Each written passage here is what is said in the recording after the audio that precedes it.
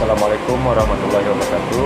Kenalkan, nama saya Dino Pranata, NIM 201020404046 dari kelas Statis Biologi 3A dengan dosen pengampu Bapak Hendra Lardiman SSIP.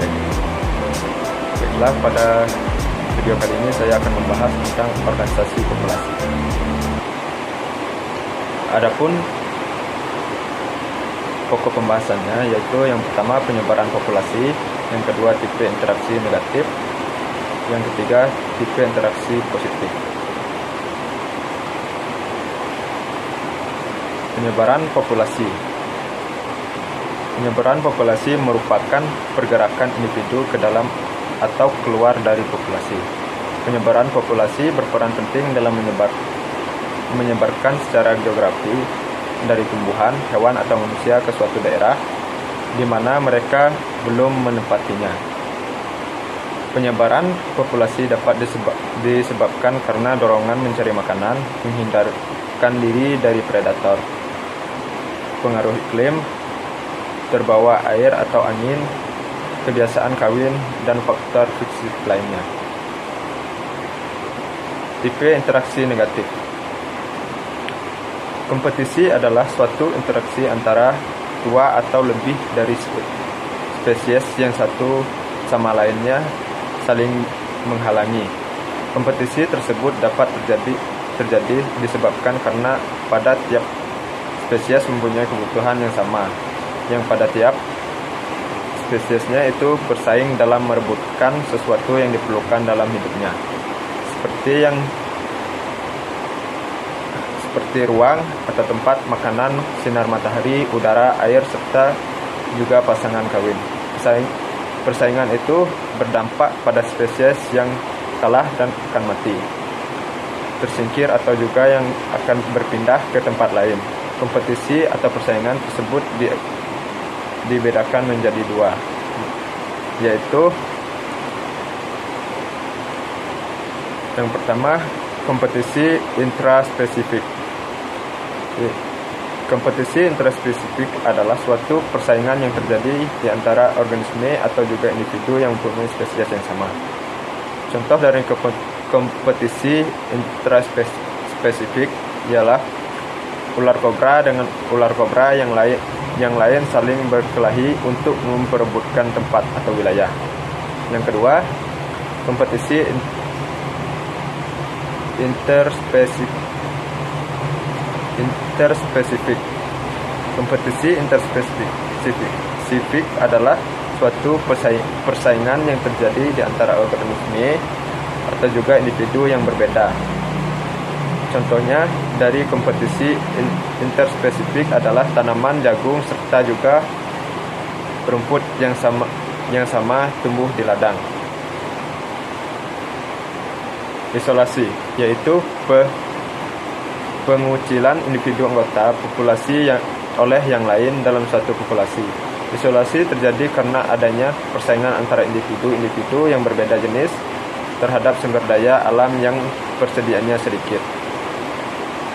Adanya isolasi tersebut akan menyebabkan individu atau kelompok jenis masing-masing akan membatasi kegiatan mereka pada suatu daerah tertentu dan berusaha ingin mempertahankan daerah tersebut yang dinamakan sebagai teritorialitas.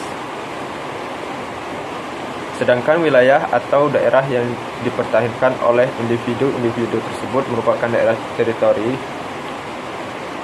yang dapat merupakan seluruh atau sebagian dari daerah tempat organisme hidup secara normal. Tipe interaksi positif. Komensalisme adalah suatu interaksi atau juga hubungan antara dua atau juga lebih spesies yang mana salah satu pihak diuntungkan serta juga spesies yang lain dirugikan. Contoh dari komensalisme adalah tumbuhan paku serta anggrek yang hidup menempel di pohon. Contoh interaksi antara tumbuh epifit dengan inangnya. Tumbuhan epifit artinya tumbuhan yang menempel pada bagian luar tumbuhan lain. Tumbuhan yang menempel itu tidak merugikan tumbuhan yang ditumpangi. Contohnya, tumbuhan paku dan anggrek yang tumbuh pada ranting atau batang pohon tumbuhan berkayu. Mutualisme adalah suatu interaksi atau hubungan antara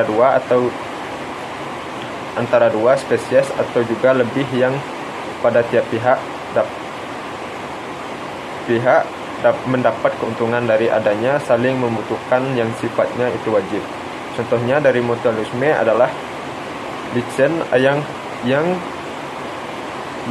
merupakan suatu mutualisme di antara jamur dan cyanobacteria. Interaksi mutualisme adalah interaksi yang berpengaruh positif pada kedua spesies sebagai akibat dari kebersamaan mereka. Interaksi yang saling menguntungkan sering disebut simbiosis, tetapi juga disebut protooperasi atau mutualisme. Pengaruh mutualisme terhadap nes utama. Mutualisme merupakan interaksi yang memerlukan kedua anggota interaksi menempati komunitas-komunitas di mana yang lain akan berada di luar nes atau di salah satu atau kedua anggota interaksi tersebut.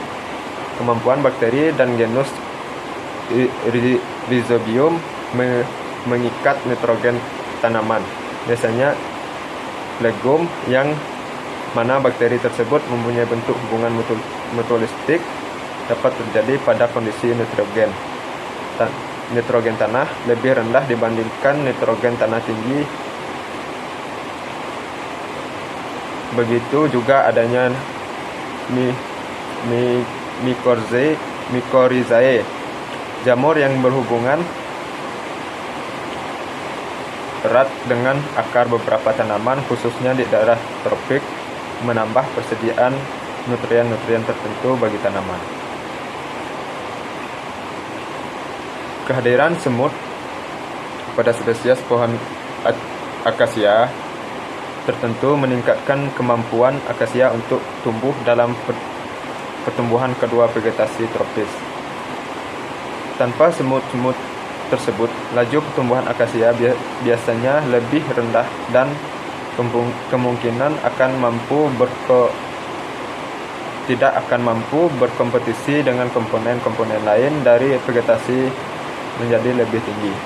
Semut-semut tersebut mengurangi herbivori pada akasia dan juga menurunkan densitas vegetasi di dekatnya. Pengaruh sekunder dari penurunan densitas vegetasi adalah bahwa semut-semut sering membersihkan daerah kosong di sekitar akasia, yang kemungkinan mengurangi kerusakan tanaman oleh api. Akasia ini bisa tumbuh pada daerah yang mana api selama musim kemarau dapat menghancurkan adanya semut pada pohon akasia. Sangat mirip dengan produksi bahan-bahan kimia alelopatik oleh tanaman spesies lain. Bahan-bahan kimia ini dapat mengurangi laju pertumbuhan spesies tanaman lain yang ada di dekatnya.